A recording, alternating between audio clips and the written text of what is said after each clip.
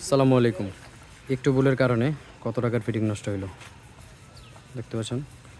প্রথম যদি বাড়িওয়ালা বলতো যে যেভাবে এখন দরকার ছিল এভাবে বললে কিন্তু আর এই টাকার ফিটিংটা নষ্ট হইতো না এবং এই ঝামেলাটাও হইতেও না। তো এখন কি হলো, ফিটিংটা নষ্ট হইলো, ডাবল করে কাজ করা লাগলো।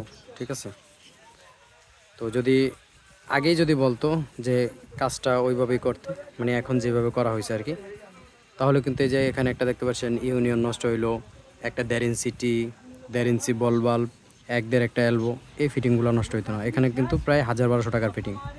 ঠিক আছে, এখানে এই এলবোটা দেখতে পাচ্ছেন, এলবোটার দাম আছে কমপক্ষে 120 টাকার উপরে, বল্বটার দাম আছে প্রায় 600 থেকে 700 টাকার কাছাকাছি, টিটার দাম আছে 150 টাকার উপরে, ইউনিয়নটার দাম আছে কিন্তু 200 টাকার প্রায় কাছাকাছি।